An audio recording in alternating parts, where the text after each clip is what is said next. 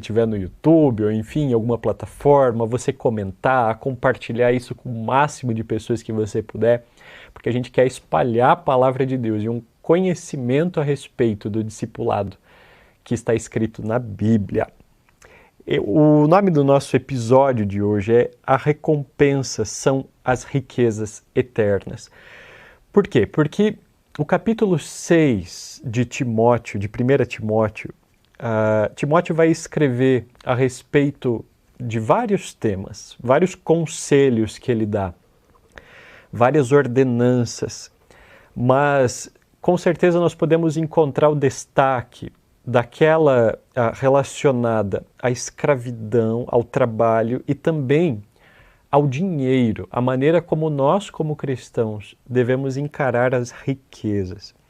E como ele redefine a questão do emprego, do serviço, da profissão, da motivação em servir. E ele também fala a respeito do dinheiro, num contexto mais falando até de comércio da fé. Nós podemos entender, no fim, que a nossa recompensa como cristãos seja em todo tipo de serviço que a gente faz, ou naquilo que a gente faz como trabalho do dia a dia, ou até mesmo da nossa vida espiritual que a gente cultiva em casa, ou que a gente tem na igreja. A recompensa de tudo isso são riquezas, mas elas não são riquezas materiais, elas são riquezas eternas e espirituais. Então eu quero ler com você aqui o capítulo 6 e depois eu quero destacar alguns pontos. Antes de tudo, eu quero orar com você para que Deus possa tocar no teu coração ao fim dessa mensagem, desse estudo, dessa conversa, na verdade. Eu quero orar com você de novo e pedir para que Deus traga bênção sobre a tua casa, cura para aqueles familiares que estão enfermos, liberdade para aqueles que precisam. E eu creio que vai ser um momento muito especial. Então deixa eu orar aqui junto com você. Senhor Deus, muito obrigado, Pai, por esse momento tão especial que nós podemos estar juntos, parar um pouquinho a nossa rotina, ou às vezes durante mesmo a nossa viagem de carro, a nossa jornada de trabalho, enfim, a gente pode parar um pouquinho para ouvir o que o Senhor tem a falar conosco. O que a Tua Palavra tem a dizer para nós e nos ensinar. Obrigado, Pai. Abre o nosso entendimento e os nossos ouvidos para conseguir entender Tua vontade para as nossas vidas. Essa é a nossa oração. Fala conosco mais uma vez, no nome de Jesus. Amém. Amém. De um panorama geral, de uma maneira geral, Timóteo ele vai separar em algumas partes esse capítulo. Então, no começo, no versículo 1 e 2, ele vai falar sobre o contexto de escravos, trabalho e senhores. Depois, no versículo 3 ao 5, ele vai falar sobre falsos mestres. Do versículo 6 ao 10, ele vai falar sobre a questão do dinheiro. E ele vai repetir essa questão no versículo 17 até o 19. Do 11 ao 16, ele vai falar sobre motivos de um homem de Deus, motivos que fazem um ministro ser alguém de Deus. E por fim, do 20 ao 21, ele vai fazer o apelo final dele, a fidelidade. Eu quero ler com você na versão NVI. Todos os que estão sob o jugo da escravidão devem considerar seus senhores como dignos de todo respeito, para que o nome de Deus e o nosso ensino não sejam blasfemados. Os que têm senhores crentes não devem pôr por eles menos respeito, pelo fato de serem irmãos. Pelo contrário, devem servi-los ainda melhor, porque os que se beneficiam do seu serviço são fiéis e amados. Ensine e recomende essas coisas. Se alguém ensina falsas doutrinas e não concorda com a sã doutrina de nosso Jesus Cristo e com o ensino que é segundo a piedade, é orgulhoso e nada entende. Esse tal mostra um interesse doentio por controvérsias e contendas, acerca de palavras que resultam em inveja, briga, difamações e suspeitas malignas, e atritos constantes entre pessoas que têm a mente corrompida e que são privados da verdade, os quais pensam que a piedade é fonte de lucro. De fato, a piedade com contentamento é grande fonte de lucro, pois nada trouxemos para esse mundo e dele nada podemos levar. Por isso, tendo o que comer e com o que vestir-nos, estejamos com isso satisfeitos. Os que querem ficar ricos caem em tentação, em armadilhas e em muitos desejos descontrolados e nocivos que levam os homens a mergulharem na ruína e na destruição. Pois o amor ao dinheiro é a raiz de todos os males. Algumas pessoas, por cobiçarem o dinheiro, desviaram-se da fé e se atormentaram a si mesmas com muitos sofrimentos. Você, porém, homem de Deus, fuja de tudo isso e busque a justiça, a piedade, a fé, o amor, a perseverança e a mansidão. Combata o bom combate da fé. Tome posse da vida eterna para a qual você foi chamado e fez a boa confissão na presença de muitas testemunhas. Diante de Deus, que a tudo dá vida, e de Cristo Jesus, que diante de Pôncio Pilatos fez a boa confissão, eu lhe recomendo, guarde esse mandamento imaculado, irrepreensível, até a manifestação de nosso Senhor Jesus Cristo, a qual Deus fará se cumprir no seu devido tempo. Ele é o bendito e único soberano, o Rei dos reis e o Senhor dos senhores, o único que é imortal e habita em luz inacessível, a quem ninguém viu nem pode ver. A ele sejam honra e poder para sempre. Amém. Ordene aos que são ricos no presente mundo que não sejam arrogantes, nem ponham sua esperança na incerteza da riqueza, mas em Deus, de que tudo nos provê ricamente para a nossa satisfação.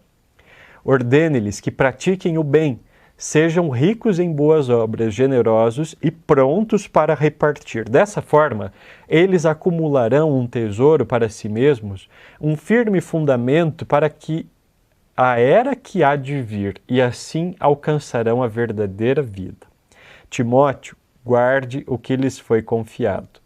Evite as conversas inúteis e profanas e as ideias contraditórias de que é falsamente chamado conhecimento. Professando, alguns desviaram-se à fé. A graça seja com vocês. Uau! Como é bom esse texto. Esse texto é muito especial. Eu quero começar lendo aqui com você a respeito dessa parte inicial, do versículo 1 ao 2. Em que fala sobre escravos e senhores. Escravos e senhores. Sabe, a escravidão é realmente algo desgraçado. É uma situação em que nenhum ser humano deveria estar submetido. A escravidão é algo que não há recompensa, é um insulto à humanidade e à dignidade de alguém. A situação de degradação da pessoa debaixo de uma escravidão faz com que também a eficiência do trabalho dessa pessoa seja extremamente reduzida, extremamente reduzida. A motivação dela é muito baixa em trabalhar. É uma atitude que eu diria para você puramente maligna da parte do seu senhor, porque envolve arrancar a liberdade de alguém, não dar nada em troca e se aproveitar ao máximo dos esforços daquela pessoa. É tão estranho pensar que hoje em dia, existem escravidão, né? Existem escravocratas. Eu quero dizer para você que, por exemplo, na Índia, é um país onde de 13 a 14 milhões de pessoas são escravas. Assim como no Haiti, no Paquistão, no Nepal, outros países, e a lista vai embora, alguns países da África, em que até hoje existem milhões de escravos. Se nós fôssemos somar toda essa população, Puxa vida, quantos seriam?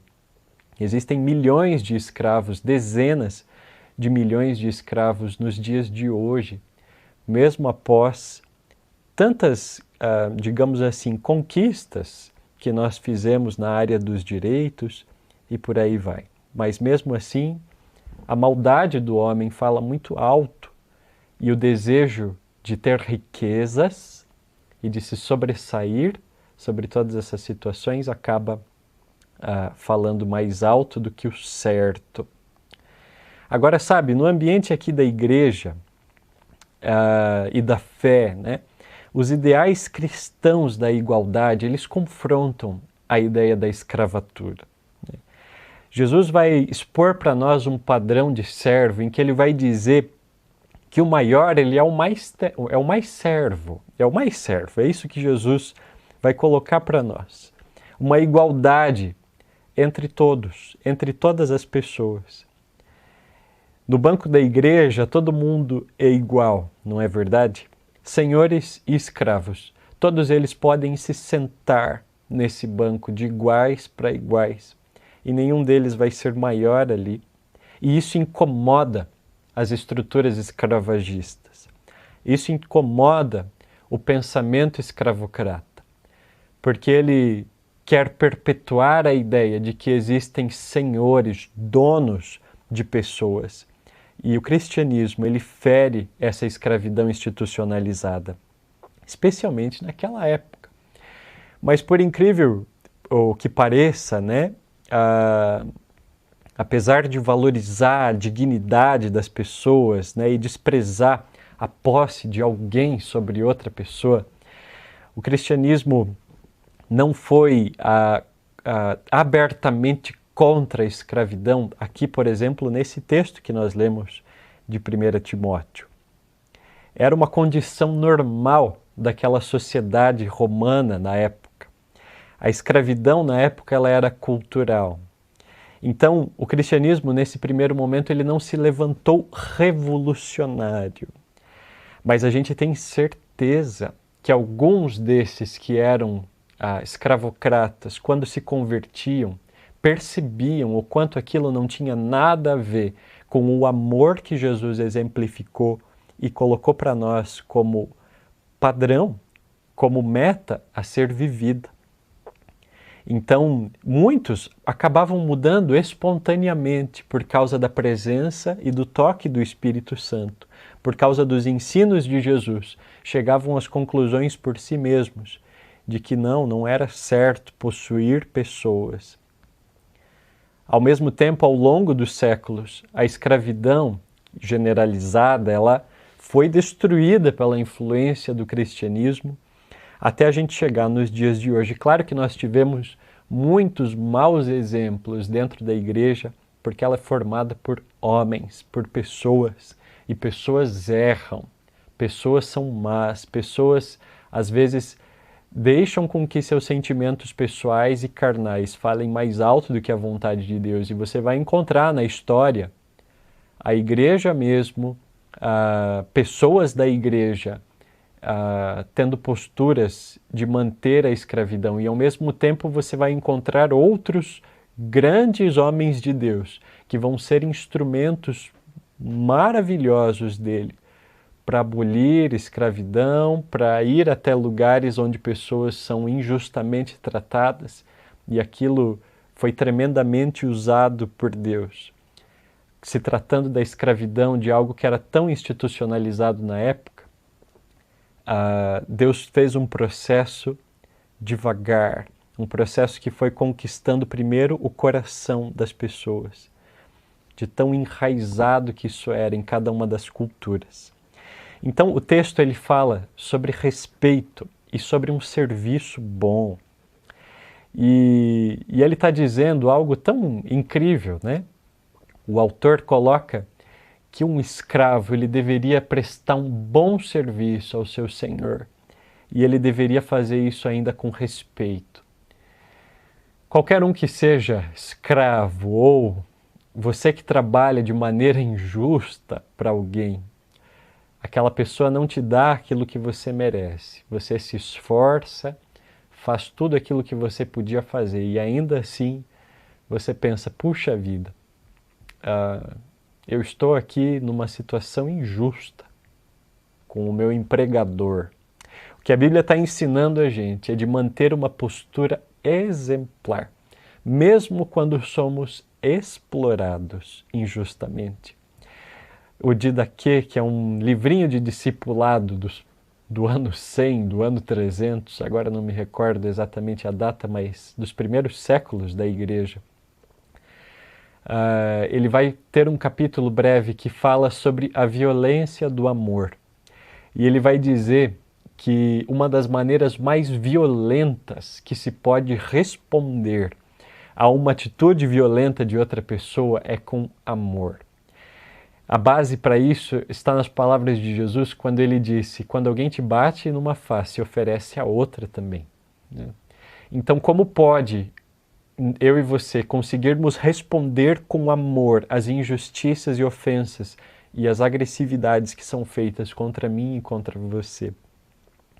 O Didaquê está ensinando a gente que a violência do amor é mais forte do que qualquer outro tipo de atitude agressiva, como receber um tapa na cara e dar outro tapa.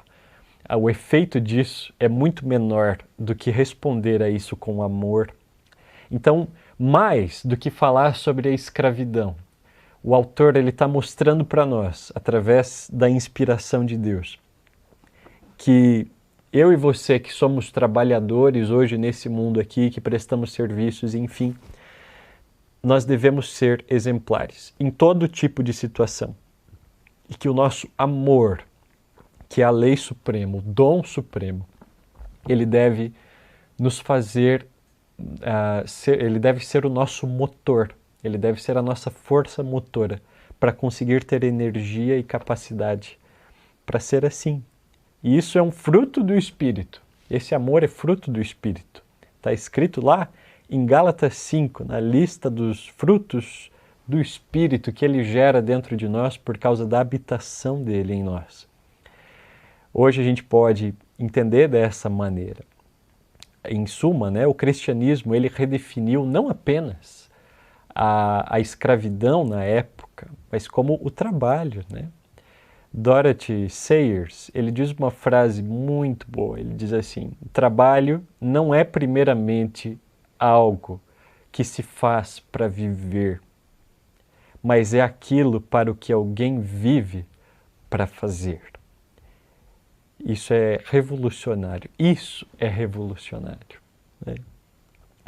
Ao mesmo tempo, eu quero fechar esse ponto com você, contando para você uma história de dois jovens que eram moravianos, numa época em que a escravidão era muito forte, muito forte no leste da Índia, e havia lá um dono de escravos britânico, agricultor, e aqueles jovens tentaram de todas as maneiras ir até lá e evangelizar aquele povo escravo, mas eles não encontraram um jeito fácil. E eles, sem duvidar, na mesma hora falaram, nós vamos nos vender como escravos e nós vamos ser escravos lá junto com estes outros do leste da Índia.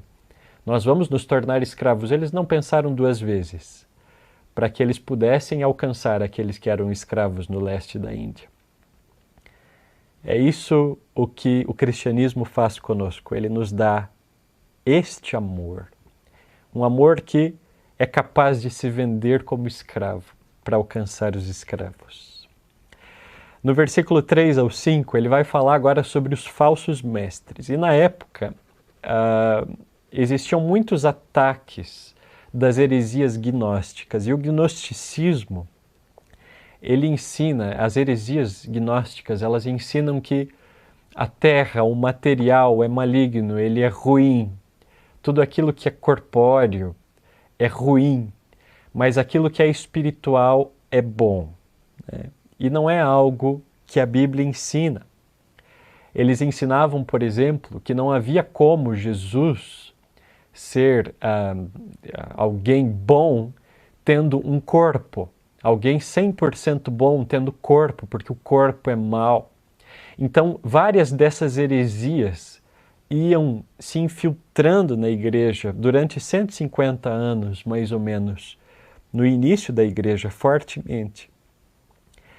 E no versículo 3 ao 5 aqui, desse capítulo, esse tópico ele nos ensina que nós devemos, como discipuladores e mestres dentro da igreja, corrigir as heresias que aparecem, estar atento às heresias que aparecem no nosso ambiente de discipulado, por exemplo. Então, num primeiro momento, eu e você, nós aprendemos a ensinar aos outros discípulos que nós devemos servir de maneira exemplar, de maneira digna, de maneira respeitosa a quem quer que seja, injustamente ou justamente. Eu e você, nós devemos ser exemplo disso nas nossas vidas pessoais e nós devemos também caminhar junto com outros mostrando isso. Agora, nesse outro momento, o que o texto nos ensina é que nós devemos estar atentos às heresias, porque elas se infiltram no contexto da igreja, na fé, e elas tentam bagunçar e nos distrair e ofuscar aquilo que é o cerne e a natureza da nossa fé. Então, como discipuladores, nós devemos caminhar junto com o nosso discípulo, estar atento a todo tipo de pensamento que surge e vem até mesmo de uma herança junto com ele de crenças passadas ou de culturas e lidar com cada uma delas à luz da Bíblia. Nós também devemos fazer isso conosco ao olhar para o nosso passado e também ao pensar na nossa cultura ou nas coisas que temos visto e o que temos absorvido. E muitas vezes podemos encontrar aspectos filosóficos, pensamentos que estão ofuscando a verdade de Deus nas nossas vidas. Nós devemos especialmente nos atentar àquelas heresias que elas atacam a divindade de Jesus e que reduzem Jesus. E era isso que acontecia nas heresias gnósticas. Além disso, o texto está mostrando ministros que apreciavam muito o dinheiro. Os ministros gnósticos que adoravam muito o dinheiro. E que grande contradição, não é? Porque eles eram os mesmos que acreditavam que a matéria, que a terra, o corpóreo e todas as outras questões eram pecaminosas e más, e ao mesmo tempo eram pessoas com muito amor pelo dinheiro. É isso que estava amplamente conhecido aqui na época quando foi escrito esse texto, que eram ministros que estavam muito interessados em comercializar a fé. Então, o texto está destacando que essas pessoas que apreciavam o dinheiro, elas, na verdade, erravam muito o alvo, porque esse tipo de riqueza não é a riqueza que eu e você perseguimos, mas nós perseguimos riquezas que são de natureza espiritual e eterna. Riquezas eternas. Que grande contradição era essa dos gnósticos, Do versículo 6 ao 10, ele vai explorar mais a respeito do dinheiro, e vai falar sobre moderação no uso do dinheiro, na busca por dinheiro, no acúmulo de bens, que nós devemos ter moderação. Alguém disse uma vez que era melhor abafar o desejo de ter dinheiro do que satisfazê-lo. E isso porque as riquezas materiais, por elas mesmas, elas não são uma vantagem real, mas antes elas representam um perigo. E ao invés de elas serem um privilégio, uma oportunidade, elas podem se tornar ameaças espirituais. Elas confortam o corpo, elas massageiam o nosso corpo, mas elas são um empecilho muitas vezes para a nossa alma. A fé ela não é um comércio. Nós não devemos comprar, estar tentando comprar algo de Deus, de um ministro da igreja ou de qualquer outra pessoa. Nós não devemos tentar vender algo para alguém, mas nós devemos nos relacionar com Deus. A nossa fé não tem nada a ver com comércio, não tem nada a ver com tentar comprar algo de Deus ou de alguém, ou de tentar vender algo para alguém, mas tem a ver com relacionamento, uma amizade e uma relação de pai e filho. Deus sendo nosso pai e nós sendo filhos dele. Esse sim é o cerne da nossa fé e não uma distorção relacionada à comercialização da fé, como acontecia. E também acontece nos dias de hoje. Eu quero também dizer para você que a nossa preocupação não deve ser nada relacionada ao material desse mundo.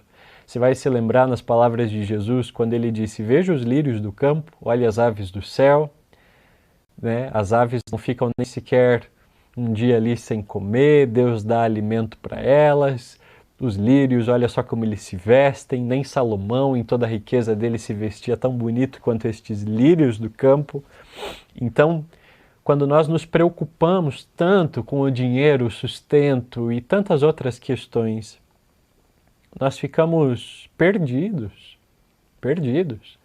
no meio de uma busca por algo que é vaidade e que não passa de correr atrás do vento, como Salomão, que foi o homem mais rico dos tempos dele, afirmou. Que tal o jovem rico, por exemplo, né, que está escrito o encontro de Jesus com ele nos evangelhos.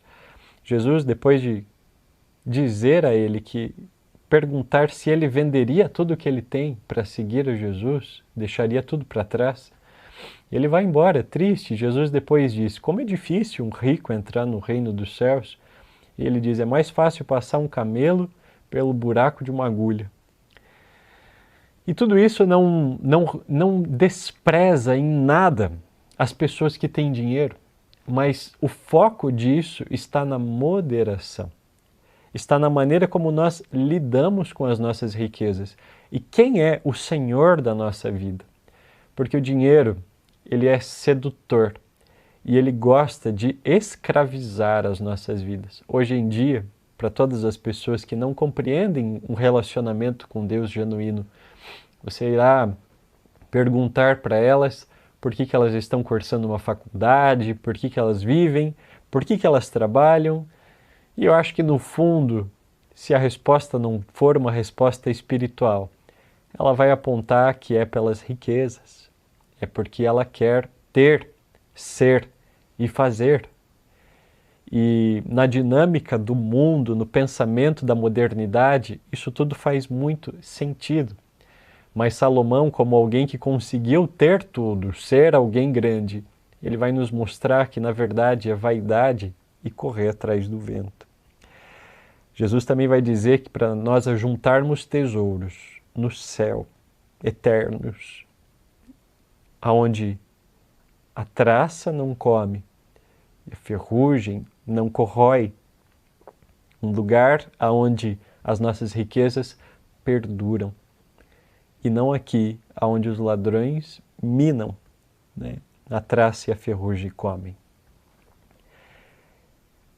Num texto da mensagem, na tradução bíblica da mensagem, ele vai dizer essas mesmas palavras que nós lemos na NVI, do versículo 6 ao 10, mas ele vai expor isso de uma outra maneira, uma maneira um pouco mais parafraseada. Ele vai dizer assim, uma vida consagrada traz lucro, mas esse lucro é a rica simplicidade de ser você mesmo na presença de Deus.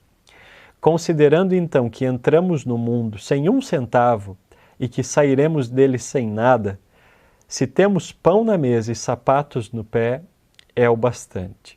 Mas o líder que está apenas atrás de dinheiro se destruirá rapidamente.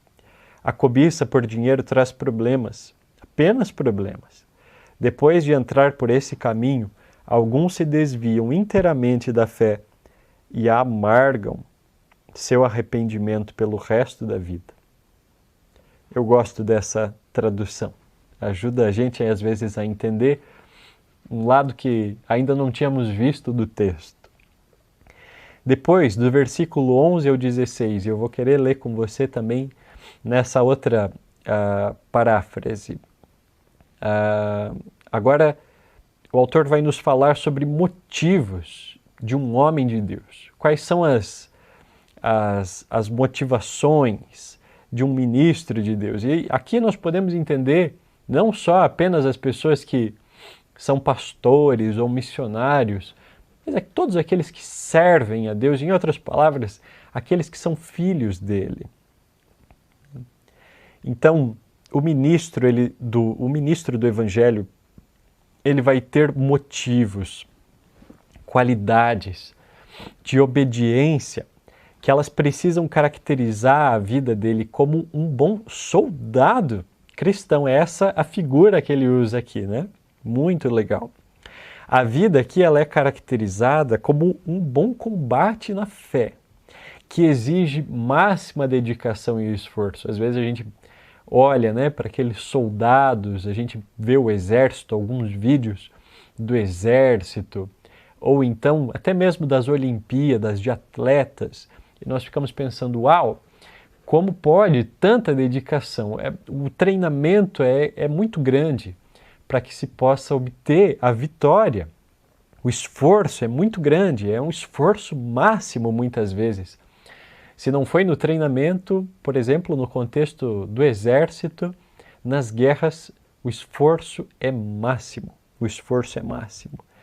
E aqui a vida, ela é caracterizada como um bom combate na fé, que exige o máximo de dedicação e de esforço. O ministro do Evangelho, ele não planeja a sua própria batalha, e ele também não é o capitão dela. O verdadeiro capitão é Jesus, e ele é o exemplo que nós devemos olhar e confiar que o nosso sucesso vai ser obtido. O nosso sucesso, do contrário das guerras ou das Olimpíadas, ele não vem através da nossa dedicação e treinamento pessoal, mas ele vem através de uma confiança genuína, pura e dedicada em Jesus. E eu quero ler agora com você na mensagem. E ele diz assim: mas você, Timóteo, Paulo falando, homem de Deus, fuja de tudo isso, corra atrás de uma vida justa, uma vida de contemplação, fé, amor, perseverança, cortesia. Corra a toda velocidade na fé. Busque a vida eterna, pois fomos chamados para ela. A vida que você abraçou tão fervorosamente na presença de tantas testemunhas. Exorto você na presença do Deus doador da vida e diante de Cristo, que ficou firme na presença de Pôncio Pilatos e não retrocedeu um só milímetro. Guarde esse mandamento com seriedade e não vacile. O Senhor Jesus Cristo está voltando.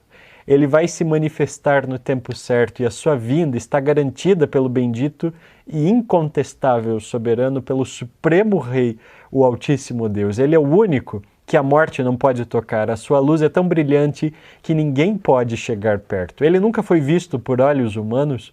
Os olhos humanos não conseguem percebê-lo. A ele toda a honra e o domínio eterno. Amém. Eu quero me corrigir aqui, porque se não me engano no início do episódio eu disse que Timóteo era o autor, mas não é. O autor dessa carta é Paulo e ele está escrevendo para Timóteo. Então eu quero fazer essa correção aqui. Se eu disse, eu acho que disse, mas é o apóstolo Paulo que está escrevendo. Agora no versículo 17 ao 19, ele vai retomar e falar sobre o dinheiro novamente. Então Paulo diz assim, que as ocupações que a busca pelo dinheiro nos trazem nessa vida, elas nos sugam muitas vezes a energia e o nosso tempo. Você já viu isso? Já percebeu isso? Nós aqui, que trabalhamos, que temos um emprego, enfim. Quanto tempo nós investimos trabalhando? Espero que bastante. Espero que bastante. Mas nós investimos muito tempo. muitos de nós vão passar a maior parte da vida trabalhando. A maior parte da vida trabalhando. E isso é para quê? Para podermos ter uma boa condição, para comprarmos comida, darmos uma escola para os nossos filhos, enfim, pagar um plano de saúde, um hospital quando é necessário, uma clínica, uma consulta no médico, comprar remédios. São tantos os motivos bons que nós temos para trabalhar, mas a gente sabe que não para por aí. Os motivos não param em comprar remédios. Os motivos vão longe, né? Daqui a pouco nós queremos ter um celular, e não mais aquele celular simples, mas um celular de última geração. Nós queremos ter uma grande televisão em casa, um carro que já ficou obsoleto, seja porque a tecnologia avança, é mais seguro andar com um carro com mais tecnologia, ou simplesmente porque a cobiça, né? Nós queremos ter um carro novo. E nada disso, às vezes pode ser pecado, mas às vezes também não é pecado. Nós podemos querer ter um carro novo e muitas vezes não há problema nenhum nisso. Nós temos que constantemente avaliar o nosso coração para ver quais são as reais intenções nossas. Se às vezes a mudança de carro está pautada em cima da inveja, da cobiça e de tantos outros tipos de maus sentimentos e intenções que se pode ter, nós vamos perceber que não vale a pena. Não vale a pena. Então, quanto tempo nós gastamos se ocupando, né, gastando toda a energia e esforço para aquilo que Salomão diz, que é correr atrás do vento. Eu acho que ele, no fim da sua idade, quando escreve, no fim da sua vida, quando escreve Eclesiastes, né, que é um livro também de muita sabedoria, como Provérbios, ele vai olhar para todos os anos da vida dele, para as riquezas que ele acumulou, as conquistas que ele fez, e ele vai para, uau, quantas coisas foram vaidades. Como muitas das coisas que eu persegui eram nada, eram vento. E eu quero convidar você a pensar, será que o que você tem perseguido é vento? Talvez você está me assistindo agora e você pensa, uau, eu acho que eu tenho vivido uma vida tão vazia de significado, porque eu estou correndo atrás de dinheiro. Eu vivo para isso, não é? Talvez você viva para isso, para acumular riquezas, para ter status, poder, para poder ter sexo quanto você quiser, porque vai conquistar pessoas com o seu status e o seu poder aquisitivo. Por que você vive? Eu tenho um link aqui que a nossa equipe vai colocar para você na tela, e esse é um link que é um convite para você. É um convite para que você acesse e queira dar os seus primeiros passos com Jesus. Se não forem os seus primeiros passos, talvez você precise conversar com alguém, talvez você precise, enfim, de qualquer maneira você precisa ingressar no corpo de Cristo e viver uma fé verdadeira. Por isso eu quero convidar você a acessar esse link. Escreva esse link no seu computador, no seu celular, pibcuritiba.org.br/Jesus. E se você tem passado por essa crise, eu quero dizer para você que existem pessoas aqui, por exemplo, na nossa igreja, online ou presencial, que estão dispostas a conversar com você e te ajudar a sair dessa crise existencial e a viver por algo maior do que perseguir as riquezas vaidosas desse mundo. Existe mais para você e você pode ter certeza disso em nome de Jesus. Não vale a pena gastar tanto tempo e energia correndo atrás do vento. Talvez Salomão naquela época olhasse e falasse, ué, eu poderia ter gastado quanto tempo com pessoas, valorizando pessoas, amando pessoas. E é isso que Paulo está dizendo aqui, continuando aqui, né, no nosso estudo. Deus, ele é o maior detentor de todas as riquezas. E ele, sendo dono de tudo, a Bíblia diz que ele é o dono da prata e do ouro. Ele sendo dono de tudo, ele usa as riquezas dele, todas essas posses dele, tudo que ele possui, o universo é dele, toda a criação é dele. Ele usa tudo isso de maneira altruísta. E ele não é egoísta. Ele nos permite viver na sua criação. Quando ele cria o homem, Adão e Eva, ele diz, olha, vocês vão governar essa criação. Adão, dê nomes para esses animais. Ele não disse, Adão, ó, esse aqui é o nome desse bicho, vaca. Ele disse, Adão, dê o nome desse bicho. Eu quero que você dê o nome. Ele não é egoísta com a sua criação, mas ele compartilha e doa, e ele não se importa. Ele é o maior exemplo de altruísmo e daquele que possui tudo, de que é o mais rico e ao mesmo tempo sabe que não é isso que importa.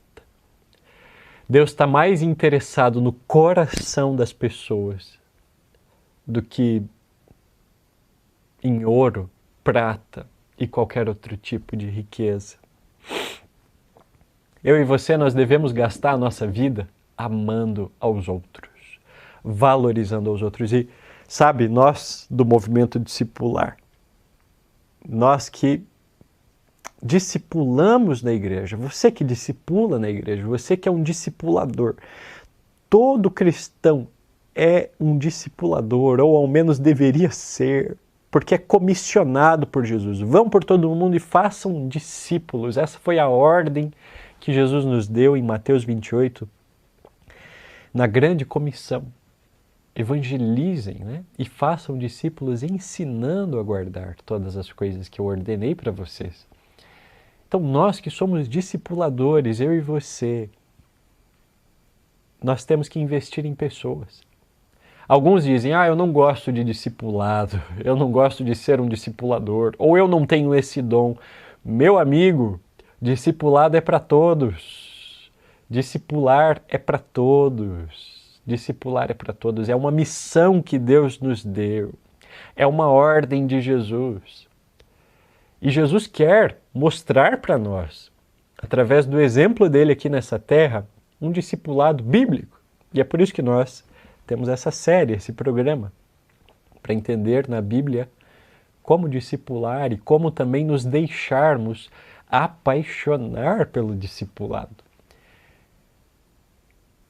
Pense em tudo aquilo que se pode investir a sua vida, tempo, energia, dinheiro. Como você gastaria? Como você gastaria?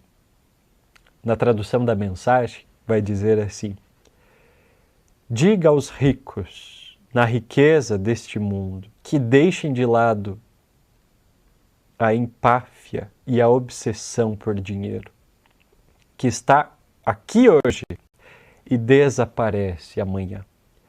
Diga-lhes que busquem Deus, que ajunta muitas riquezas que jamais conseguiríamos administrar, e façam o bem, para que sejam ricos em ajudar os outros e sejam para lá de generosos.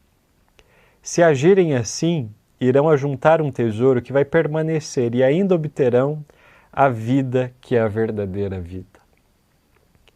Existem riquezas verdadeiras que elas não podem ser encontradas aqui nesse mundo.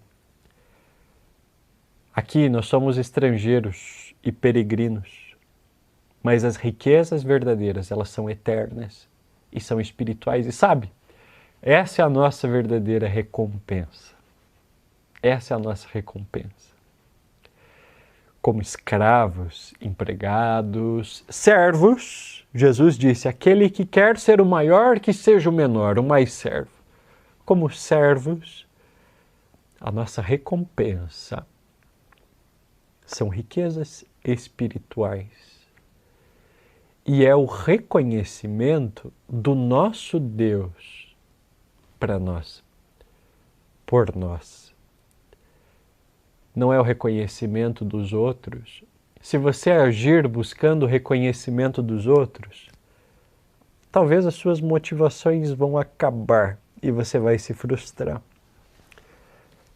Porque muitas vezes os outros não vão reconhecer como deveriam reconhecer.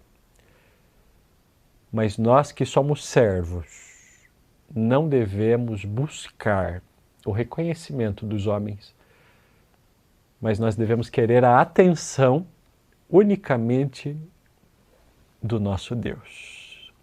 Do nosso Deus. Por fim, nos versículos de 20 a 21, Paulo vai fazer as exortações finais dele aqui, e é um apelo à fidelidade. Sabe, o discipulador, ele deve ter esse cuidado de cumprir com a incumbência dele, que é repreender as heresias, como nós vimos aqui hoje. Exortar os crentes, os discípulos, a praticarem boas obras, a rejeitar tudo o que é vão e supérfluo. Isso foi o que nós falamos hoje aqui. Repreender heresias, exortar os discípulos a praticarem boas obras e rejeitar tudo o que é vão e supérfluo. Algumas coisas, elas maculam a simplicidade do Evangelho. Elas mancham o Evangelho. E nós não podemos perder de vista as verdades centrais que Jesus colocou para nós, através da palavra dele. A mensagem vai dizer nesse encerramento desse capítulo da seguinte maneira: quanto a você, meu prezado Timóteo, guarde o tesouro que recebeu, guarde-o com sua vida, evite a religião de aparências e a confusão praticada pelos que se denominam sábios. Pessoas enredadas em muita conversa podem perder a essência da fé. Que a graça transbordante guarde você. Que lindo esse capítulo, eu gosto muito. Não é um capítulo tão fácil, mas é um capítulo muito abençoador para as nossas vidas. Que a mensagem que hoje nós ouvimos aqui possa permanecer no teu coração. E eu quero orar com você nesses nossos últimos 5 minutos. Quero pedir que as bênçãos de Deus alcancem a tua casa, a tua vida. Pedir que você possa ser essa pessoa que o texto diz aqui, cheio de sabedoria para lidar com as heresias, saber reconhecê-las, saber levar outros também a viverem uma vida genuína com Deus. Mas isso tem que começar em mim e em você, não é verdade? Deixa eu orar com você. Senhor Deus, muito obrigado por mais um dia que nós estamos aqui na Tua presença. Nós queremos pedir e clamar pela Tua visitação nas nossas casas. Eu oro para que a casa de todos os que estão nos assistindo seja cheia da Tua presença, Espírito Santo. Visita cada um agora, onde quer que esteja. Toca em cada um com o Seu poder. Se há enfermidade, em nome de Jesus, agora que o Senhor visite com cura, Espírito Santo. Enche os corpos dos que te assistem de cura. De cura. Leva embora as enfermidades, as dores, as doenças. Leva embora as feridas da alma, aquelas coisas que não estão no corpo, mas estão no interior, na alma, na mente. Que o Senhor também traga cura agora, Espírito Santo. Visita cada um. Familiares, que cada um possa apresentar nesse momento a vida dos seus amados diante do Senhor. E clamar por eles, pedindo que o Senhor traga essa cura especial. Nós também queremos pedir por liberdade. Existem pessoas que estão escravas de vícios, maus hábitos e tantas outras coisas, presas nas trevas, acorrentadas por demônios, e nós queremos pedir na autoridade do Teu nome que o Senhor derrame do Teu sangue, Jesus, e que haja liberdade na vida e nas casas e nas famílias e nos amigos de todos que nos assistem. Acima de tudo, nós queremos pedir salvação. Existem pessoas, talvez, que nos assistam que não conhecem ao Senhor ainda, Jesus. Mas nós queremos pedir por um encontro verdadeiro e genuíno do Senhor. Que o Senhor se revele a cada um que nos assiste. Que o Senhor revele a sua glória e o Senhor mostre que o que o Senhor espera de nós é um relacionamento genuíno e não uma troca de favores e benefícios. O Senhor não espera nada de nós além de um coração rendido que esteja disposto a te amar 100%. E nós não devemos esperar nada do Senhor a não ser um amor que supra toda a nossa necessidade de amor. Eu peço também, Pai, que o Senhor derrame provisão nas casas e nas famílias das pessoas que nos assistem, que empregos possam aparecer, portas possam se abrir. Ao mesmo tempo, se existe confusão, nuvens na frente da tomada de decisões de algumas pessoas, o Senhor possa clarear, trazendo discernimento, para que decisões corretas possam ser tomadas nesse tempo. Abre as portas e ajuda cada um, Pai, a identificar as portas que são do Senhor e aquelas que são confusão, aquelas que são tropeço. Fecha essas portas, abre o caminho. Muitas vezes o caminho é tortuoso, mas que ele seja claro que é do Senhor. Ajuda cada um, Pai, a trilhar. Cuida dos casamentos, dos filhos, que haja paz nos lares, reata os laços perdidos, restaura os corações quebrados, cura o emocional, o psicológico, Jesus. Vem com a tua visitação, manda embora, Senhor, a depressão, a ansiedade exagerada, manda embora. Traz paz, Jesus, e nos capacita para sermos discipuladores sábios e eficazes no Teu reino.